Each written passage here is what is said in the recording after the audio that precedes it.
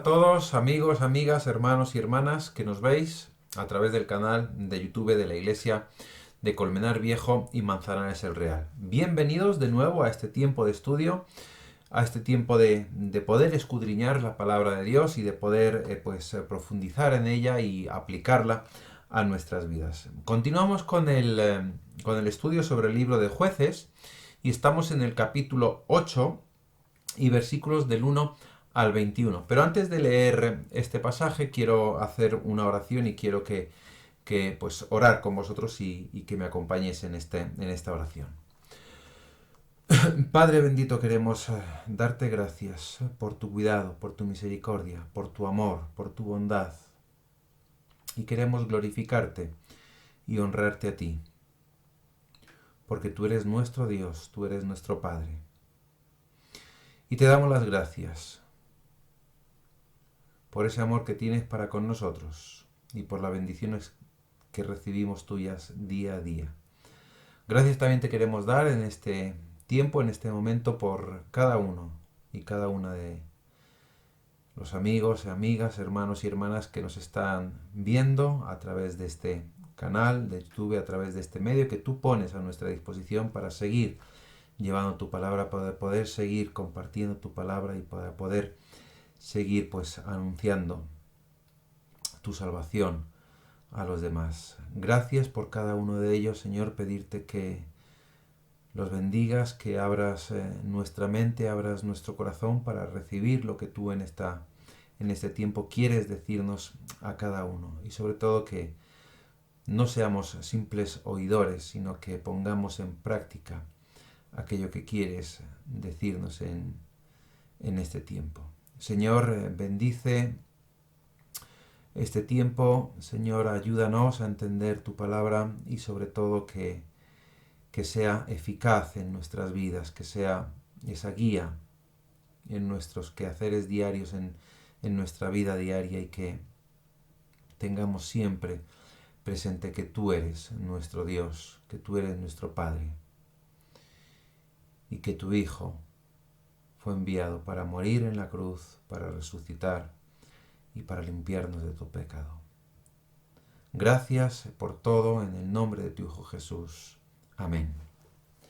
Bien, pues como decía, estamos en el capítulo 8 del libro de Jueces, capítulo 8 y versículos del 1 al 21. Y quiero leer con vosotros. Jueces, capítulo 8, versículo 1 al 21. Dice así la palabra del Señor.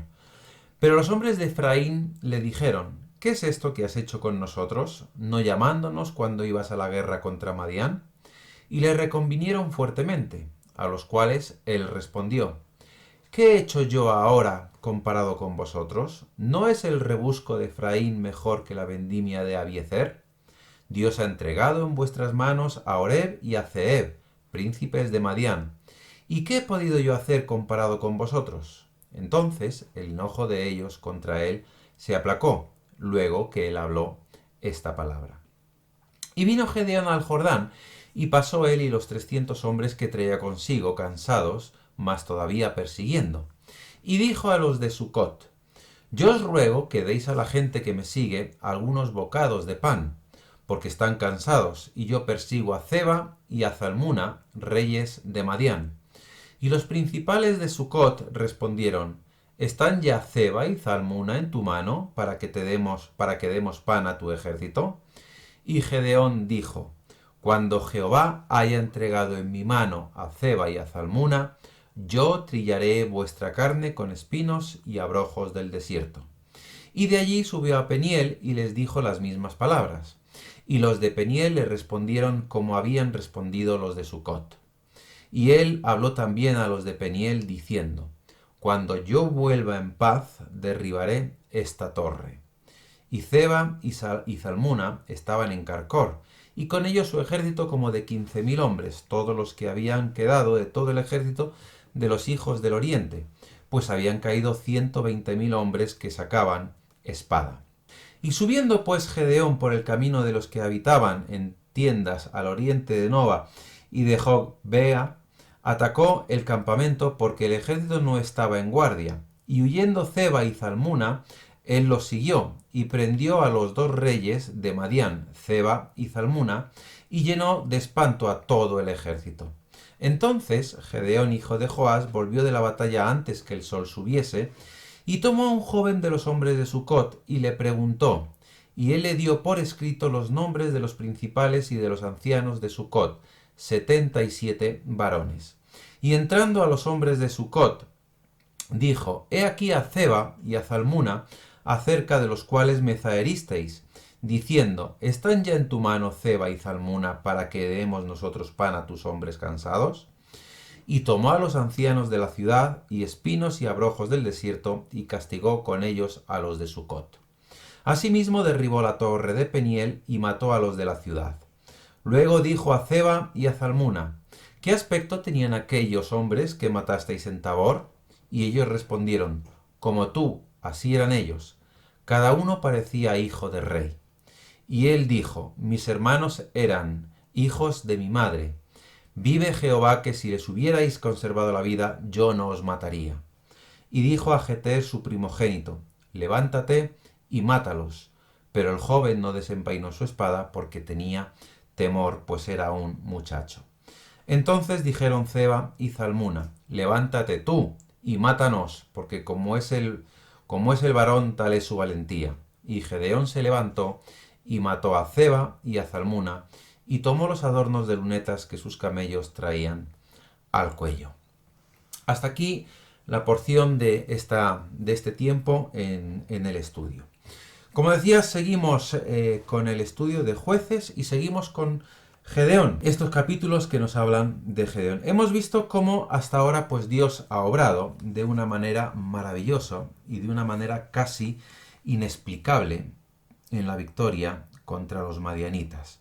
Con solo 300 hombres, frente a un ejército de 132.000, Gedeón se enfrenta con muy poquito que hacer, o teóricamente muy poco que hacer contra ese ejército tan grande. Sin embargo, Dios les da la victoria. Hemos visto cómo Gedeón, por fe, hace todo aquello que Dios le pide y así lograr las victorias que Dios quiere también pues concederle a él y tener, porque como hemos visto pues al final quien vence es Dios. Y como ante el miedo de Gedeón, Dios también obra para que el propio Gedeón vea y entienda que si Dios está de su parte, no hay enemigo, no hay circunstancia, prueba o gigante que éste no pueda vencer. Y a Gedeón no le queda otra opción, no le queda otra que adorar al autor de la victoria, que adorar a Dios mismo. Pero siempre hay un pero. Y es que en este capítulo 8 y en sus primeros versículos vemos lo que precisamente Dios quería evitar desde un principio. Quería evitar en el pueblo de Israel, tanto en el pueblo en general como en lo particular de cada uno de los miembros de ese pueblo. Y es que ellos se gloriaran de esas victorias, que vinieran a gloriarse y que vinieran a darse la gloria por aquello que Dios hacía con ellos.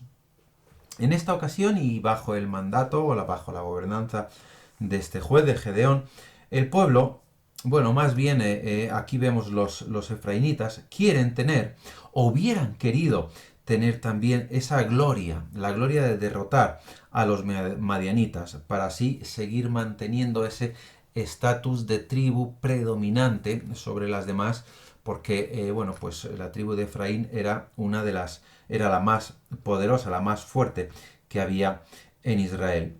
Y no pueden, ni quieren, y sienten que no deben tolerar que Gedeón no hubiera contado con ellos desde el principio de la batalla. Es verdad que han tenido parte en esa derrota de los príncipes de Madián, pero no han participado activamente desde el principio de la batalla, desde el principio de la guerra. Y entonces recriminan a Gedeón precisamente esto, el que no haya contado con ellos desde el principio, el que no hayan tenido también esa gloria que ven que Gedeón está teniendo, ese éxito que ven que Gedeón está teniendo, aunque no tienen en cuenta que lo están teniendo solo porque Dios está permitiendo que lo tenga. Pero ellos quieren también esa gloria. Pero Gedeón, en un alarde de diplomacia, en un alarde de humildad, lo que hace es apaciguar a la tribu de Efraín, haciendo ese alarde de sabiduría, un alarde de prudencia que a la vez son y a la par son indispensables, ¿no? en un líder, son características indispensables en un líder y en el liderazgo de una persona. Fijaros lo que nos dice Proverbios capítulo 15 y versículo 1 con respecto a lo que Gedeón hace. No menciona a Gedeón, pero esto es lo que hace Gedeón, ¿no? La blanda respuesta quita la ira, mas la palabra áspera hace subir el furor. Y eso es lo que hizo Gedeón. Digamos que quitó esa ira con esas palabras blandas, con ese alarde pues, de diplomacia y de humildad, poniendo o anteponiendo pues ese éxito de la tribu de Efraín sobre todo el éxito o sobre todo la victoria que había tenido Gedeón. Y en Proverbios también, en el capítulo 16 y versículo 32, también se nos dice que mejor es el que tarda en airarse que el fuerte, y el que se enseñorea de su espíritu que el que toma una ciudad. Entonces Gedeón hace alarde de todo esto y consigue apaciguar pues los reproches, la furia, la ira, el enojo de la tribu de Efraín. Y Gedeón pues continúa con la persecución contra sus enemigos. Continúa con sus 300 hombres, con ese ejército de 300 hombres que ahora están exhaustos y cansados. Nos dice el versículo 4. Y vino Gedeón al Jordán y pasó él y los 300 hombres que traía consigo, cansados, más todavía persiguiendo, cansados, exhaustos, pero seguían en la batalla, pero seguían en esa comisión o en esa misión que Dios les había dado de continuar pues derrotando a los madianitas. Y llegan a Sucot. Y allí pues lo que hace Gedeón, pues lo que sería quizá pues lo normal en cualquier batalla cuando pues un ejército pasa por una ciudad y está pues exhausto, pues pide provisión de tanto de alimentos como de descanso como esto. Y aquí se nos dice que llegan a Sucot y allí Gedeón pues pide que les den pan y que les den alguna provisión.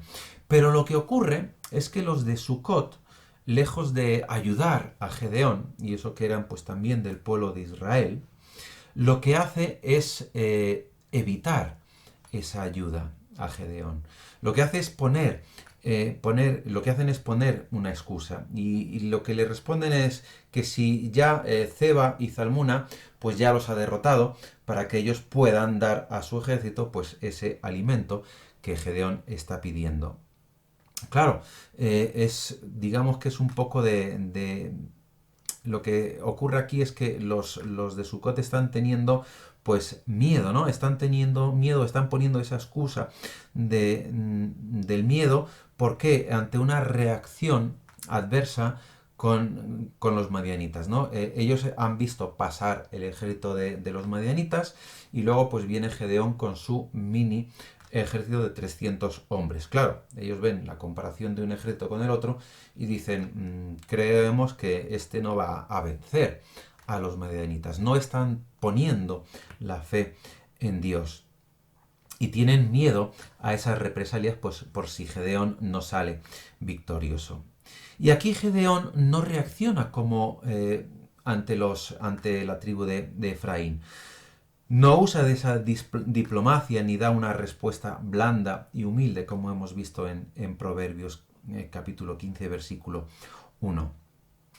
Y es aquí donde empezamos a ver ciertos problemas también con Gedeón. Es verdad que Dios pues va poniendo a cada uno de los jueces que hemos visto hasta ahora y que veremos más adelante, pero también es verdad que vemos cómo los jueces no son perfectos y fallan. A pesar de que saben que Dios está con ellos, fallan también una y otra vez. Muchas veces por su propio ego, muchas veces por su propia vanidad y su propio orgullo. Y eso es lo que vamos a ver aquí. Como digo, y aquí es donde vemos uno de los peligros constantes del ser humano, y es la adicción al éxito. Hasta ahora Gedeón ha hecho todo y ha dependido en todo de Dios, siguiendo sus instrucciones al pie de la letra y teniendo fe completa en él. Quizás aquí también Gedeón debería haber dejado que Dios siguiera obrando, siguiera haciendo las cosas como Dios quiere hacerlas, pero decidió sacar su ego y ya no hubo diplomacia ni hubo humildad, sino que hubo amenaza. Fijaros lo que dice del versículo 7. Y aquí es, digamos que es la última mención que hace Gedeón de Dios en este aspecto, ¿no? Y Gedeón dijo, cuando Jehová haya entregado en mi mano a Ceba y a Zalmuna, yo trillaré vuestra carne con espinos y abrojos del desierto. Como digo, aquí lo que hace Gedeón es un alarde de amenazas, un alarde de prevalecer por encima de los demás, de querer estar por encima de los demás. Ahora, lo que no vemos en esto, Dios involucrándose. No vemos que Dios esté involucrado en todo esto. Ya no hay una dependencia de Dios, sino es una autosuficiencia exagerada, dada por el éxito alcanzado hasta ahora, pero solo atribuible a Dios. Era un éxito que solamente se le podía atribuir a Dios. Dios usó a Gedeón y a los 300 como un instrumento en sus manos para alcanzar la victoria. Pero Gedeón olvida por completo esto y se enaltece. Fijaros lo que dice en el versículo 7. Dice, yo trillaré vuestra carne con espinos y abrojos. Y en el versículo 9, y él también habló a los de Peniel diciendo, cuando yo vuelva en paz, derribaré esta torre. ¿Por qué? Porque resulta que de Sucot pues fue a Peniel y dijo lo mismo, pidió también la misma ayuda, pero también se la negaron. Dios ha prometido estar con Gedeón continuamente, igual que nos promete a nosotros estar con nosotros cada día, cada segundo de nuestra vida. Y Gedeón estuvo buscando señales de esa promesa de Dios una y otra vez, y Dios se las dio. Y hay muchas veces que nosotros también estamos intentando buscar esas señales o esas maneras de cómo Dios obra en nuestra vida. Y muchas veces reclamamos a Dios algo de eso. Y Dios nos lo da. Porque aunque no lo pensemos, aunque no lo veamos, pero Dios continuamente nos lo está dando. Y Dios ha prometido también estar con Gedeón. Y como decía, pues lo mismo sucede en Peniel. Amenaza con derribar su torre. Y Gedeón, hay una cosa que sí que hace y es hablar totalmente en serio. ¿Por qué? Porque cuando regresa de la derrota, de derrotar madianitas, cumple su amenaza. Fijaros, dice, y Ceba y Zalmuna, versículo 10 de este capítulo 8, estaban en Carcor y con ellos su ejército como de 15.000 hombres, todos los que habían quedado de todo el ejército de los hijos del oriente, pues habían caído 120.000 hombres que sacaban espadas. Subiendo pues Gedeón por el camino de los que habitaban en las tiendas, en tiendas al oriente, de Nova y de Jogbea, atacó al campamento porque el ejército no estaba en guardia. Y huyendo Ceba y Zalmuna, él los siguió y prendió a los del rey de Madián, Ceba y Zalmuna, y llenó de espanto a todo el ejército. O sea, lo que nos está diciendo es que al final Gedeón consigue la victoria. Y cuando regresa, dice que entonces Gedeón, hijo de Joás, volvió de la batalla antes que el sol subiese y tomó a un joven de los hombres de Sucot y le preguntó, y él le dio por escrito los nombres de los principales y de los ancianos de Sucot, 77 varones. Y entrando a los hombres de Sucot, dijo, he aquí Ceba y Zalmuna, acerca de los cuales me zaheristeis diciendo, ¿están ya en tu mano Ceba y Zalmuna, para que demos nosotros pan a tus hombres cansados? Y tomó a los ancianos de la ciudad y espinos y abrojos del desierto y castigó con ellos a los de Sucot. Como decía que Gedeón hablaba totalmente en serio y cuando regresó cumplió sus amenazas. Gedeón sentía y quería que se le reconociera por sus logros. Y una de las maneras de que se le reconociera era precisamente dando este alimento a sus soldados, a su ejército de 300 soldados.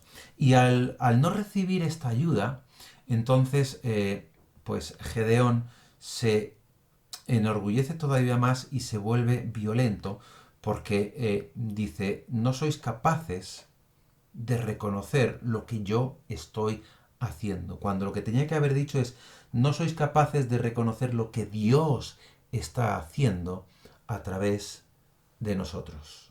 No, sino que dijo, no sois capaces de reconocer lo que yo estoy haciendo. Y entonces Gedeón sentía y quería que se le reconociese por sus logros, olvidando que había sido Dios quien le había dado esos mismos logros. Muchas veces pasa que hacemos cosas donde Dios pone su mano y donde Dios nos bendice y donde Dios nos da ese éxito. Y en nuestro interior va creciendo una sensación de orgullo, una sensación de ego, de autosuficiencia, por esos triunfos que no son nuestros, sino que Dios es quien nos lo da, pero que queremos hacerlos nuestros. Y es entonces cuando el amor al éxito, cuando el amor al triunfo, cuando esa adicción a ese triunfo, a ese éxito, a la alabanza recibida, toma el sitio que le corresponde a Dios y trata de destronar, de desbancar a Dios de su trono. No debemos olvidar que somos lo que somos por la gracia de Dios. Todo lo que tenemos, todos los logros que conseguimos, todas las victorias que conseguimos, es por la gracia única y exclusiva de Dios. Y en estos versículos, Dios ya no es mencionado para nada. Gedeón actúa de acuerdo a su propia voluntad, a su propio propósito, a su propio ego, a su propio afán de éxito, de reconocimiento, de gloria. Amenaza con castigar a aquellos que no le dan provisión y no le dan alimento. Gedeón cumple sus amenazas tanto con unos como con otros. En Sucot pide la lista de los principales y de los ancianos y le dan esos 77 nombres y cumple con ellos el castigo amenazado. Después en Peniel también cumple la amenaza de derribar la torre, pero no le basta con derribar la torre. Nos dice que asimismo derribó la torre de Peniel, versículo 17, y mató a los de la ciudad. Fijaros hasta dónde lleva la amenaza, que sobrepasa la amenaza que les había hecho y mata, dice, a los de la ciudad. Ahora surge una pregunta. ¿Se justifican los castigos que inflige Gedeón a los de Sucot y a los de Peniel? No vemos una respuesta aquí en Jueces sobre si se justifica o no, pero sí que podemos ver que Dios no está involucrado en nada de esto, que todo es por voluntad propia de Gedeón, que todo es por ese afán de reconocimiento, de gloria, de éxito reconocido por parte tanto de los de Sucot como los de Peniel hacia Gedeón. Y en un acto exacerbado de prepotencia, lo que hace Gedeón es tomar su venganza sobre ellos, pero va mucho más allá de la amenaza hecha, que como nos dice en el versículo 17, que derribó la torre de Peniel y mató a los de la ciudad. Dios no está involucrado, ni es mencionado en nada de esto. Y hay muchas veces que nosotros hacemos cosas muy parecidas. Hacemos obras para el Señor, conseguimos grandes cosas para el Señor, pero nos queremos atribuir a nosotros el éxito. Porque yo he hecho, porque yo he conseguido, porque yo fui, porque yo hice. Si ha sido el Señor el que lo ha hecho todo. Si la gloria y la honra debe de ser para el Señor. El éxito es del Señor. Sin embargo, nosotros queremos tener también ese éxito. Es verdad que tanto Sucot como Peniel actuaron mal, eso es verdad, ¿vale? ¿Por qué? Porque al ser ciudades israelitas, al ser parte del pueblo de Israel, deberían haber ayudado y apoyado a Gedeón en su lucha contra los enemigos que estaban atormentando al pueblo de Israel. Las victorias alcanzadas hasta entonces eran muestras de que Dios estaba con Gedeón. Pero, ¿merecían el castigo por su incredulidad estas dos ciudades? ¿Merecían esas amenazas y esa realización de ese castigo llevado a cabo por Gedeón por esa incredulidad, por esa falta de ayuda al prójimo, de ayuda al hermano, porque prácticamente eran hermanos, eran ciudades hermanas y pertenecían a Israel y tendrían que haber socorrido y haber ayudado a Gedeón y a sus 300 hombres. Pero no lo hacen. Pero esto justifica el castigo, justifica la violencia que usó Gedeón para con ellos. ¿Cuál fue la base? ¿O en qué se basó Gedeón para estos castigos? Porque no había nada escrito en la ley. En la ley que Dios dio a Moisés y dio al pueblo de Israel, no había nada escrito al respecto sobre esto que ocurrió. Y mucho menos sobre el tomar esta venganza y hacer y llevar a cabo este castigo por parte de Gedeón. Gedeón hizo uso de su autoridad en un alarde de prepotencia extrema. Actuó bajo su propio criterio, olvidando a Dios por completo. Viendo que Dios había hecho hasta entonces todo lo que él había alcanzado, de repente se olvida y quiere ese éxito, quiere ese renombre. Y cuando el éxito y el triunfo toman el lugar que le corresponde a Dios, sale a relucir nuestro ego. Y nuestro ego quiere respeto, quiere honor, demanda reconocimiento y gloria. ¿Por qué? Porque hemos logrado grandes cosas y entonces pues yo soy grande, yo soy maravilloso, yo soy el que lo ha conseguido, yo soy el que lo ha hecho. Nos olvidamos, como digo, que somos meros instrumentos en las manos del Señor para hacer su voluntad y para alcanzar los propósitos de Dios, no nuestros propósitos, sino los propósitos de Dios. El éxito en las batallas que le vuelve adicto a ello y se vuelve violento cuando no se le da lo que él piensa que merece. Y a nosotros nos ocurre lo mismo, nos volvemos dependientes de ese éxito, como se volvió Gedeón. Y entonces nos volvemos violentos cuando vemos que no se nos da la honra y la gloria que merecemos, que supuestamente merecemos y que supuestamente queremos. Muchos nos olvidamos que es Dios quien vence y nos creemos los amos, nos creemos los dueños y nos creemos que somos nosotros quienes debemos recibir elogios, quienes debemos recibir honor, quienes debemos recibir gloria y reconocimiento. Es verdad, hay una cosa que sí es verdad y es bueno reconocer a aquellos que están ministrando y están trabajando entre nosotros para la obra del Señor. Eso es verdad que es bueno. Pero una cosa es que nosotros reconozcamos el trabajo de esas personas y otra cosa es que esas personas que están trabajando quieran sí o sí el reconocimiento de su trabajo. Quieran sí o sí que se le dé continuamente esa palmadita en la espalda y que se le dé la gloria a él continuamente y que sea él el que reciba el honor de ese éxito, de esa victoria, de ese trabajo bien hecho, cuando todo pertenece a Dios. Cuando somos, como decía, instrumentos en manos del Señor. Pensamos que somos nosotros, incluso pensamos que somos nosotros los que nos podemos salvar, los que podemos conseguir grandes cosas, los que podemos con nuestra autosuficiencia y nuestro ego exacerbado conseguirlo todo. Y salir de cualquier circunstancia y conseguir cualquier gran cosa y y ser capaces de la obra más grande sin tener en cuenta que es Dios quien está a su lado. Hemos visto cómo Gedeón también pues es respondido por Dios, ¿no? Dios no había respondido a la falta de fe de Gedeón en alguna ocasión con castigos, sino con paciencia y con misericordia. De hecho, Gedeón tenía el mejor ejemplo a seguir, debía haber imitado a Dios en todo esto también.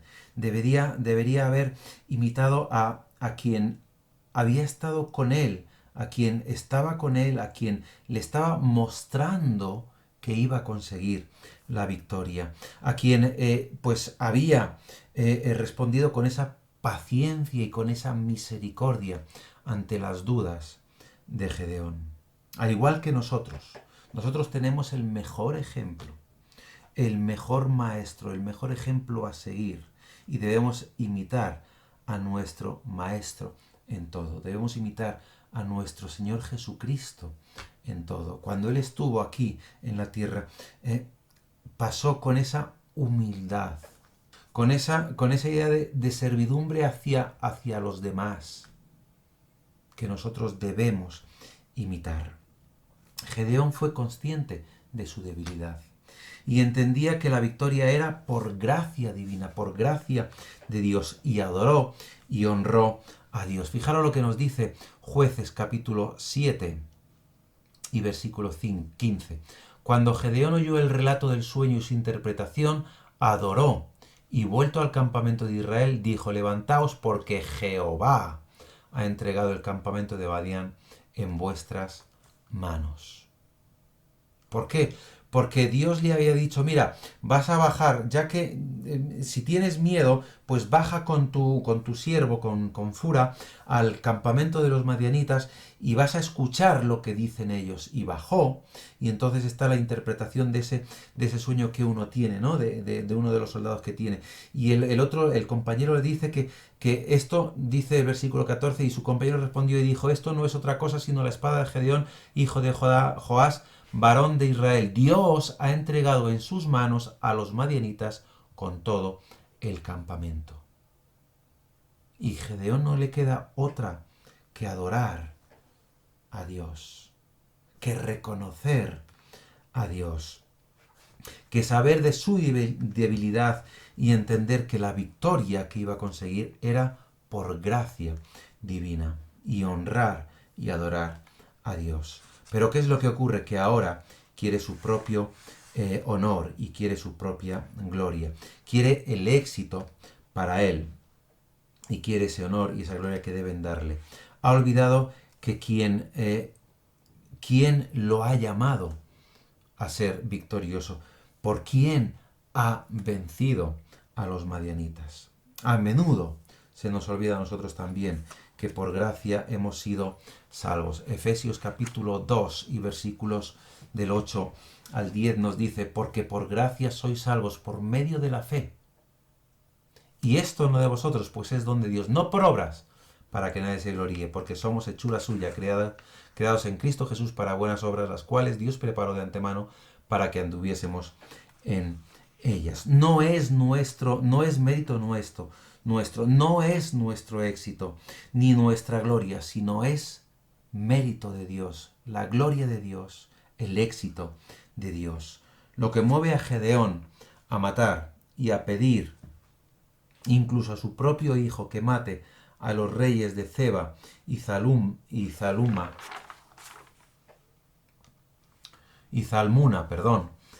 no es otra cosa que la venganza. ¿Fruto de qué? Fruto de su ansia de éxito, de su ansia de honor, de su ansia de gloria.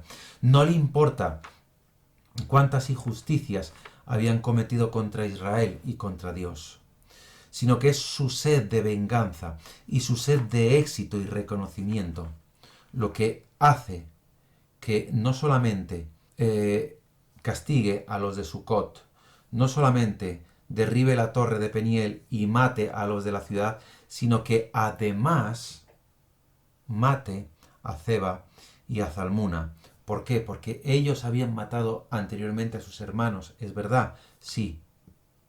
pero es su sed de venganza, que le lleva incluso a pedir a su hijo, a su primogénito, que sea él quien mate a estos reyes, cuando la venganza es de Dios. Romanos capítulo 12 y versículos del 17 al 21 nos dice: no paguéis a nadie mal por mal, procurad lo bueno delante de todos los hombres. Si es posible, en cuanto dependa de vosotros, estad en paz con todos los hombres. No os venguéis vosotros mismos, amados míos, sino dejad lugar a la ira de Dios, porque escrito está: mía es la venganza, yo pagaré, dice el Señor. Tenemos que saber que por gracia, fracasemos o tengamos éxito, somos salvos, y que es Dios quien da la victoria. No por nuestros méritos, sino por las de su Hijo Jesucristo, aquel que murió en la cruz y aquel que resucitó para el perdón de nuestros pecados. Tito capítulo 3 y versículos del 1 en adelante nos recuerda también esto. Voy a leer a partir del versículo 4. Pero cuando se manifestó la bondad de Dios nuestro Salvador y su amor para con los hombres, nos salvó no por obras de justicia que nosotros hubiéramos hecho, sino por su misericordia, por el lavamiento de la regeneración y por la renovación en el Espíritu Santo, el cual derramó en nosotros abundantemente por Jesucristo nuestro Salvador, para que, justificados por su gracia, viniésemos a ser herederos conforme a la esperanza de la vida eterna. Palabra fiel es esta, y en estas cosas quiero que insistas con firmeza, para que los que creen en Dios procuren ocuparse en buenas obras. Estas cosas son buenas y útiles para los hombres. El éxito corrompe. Cuando no dejamos, o cuando dejamos que el éxito, que el ansia de éxito, que la sed de éxito ocupe el lugar que Dios merece, entonces estamos llamados al fracaso en todo, porque no estamos dando el lugar que Dios se merece, porque estamos queriendo tener la gloria y la honra que solo Dios merece, y estamos tratando de darnos a nosotros esa gloria y querer tener el éxito por encima de Dios. Así que, queridos hermanos, que el ejemplo de Gedeón nos sirva para saber que todo lo que tenemos es por gracia de Dios derramada sobre nosotros. Amén.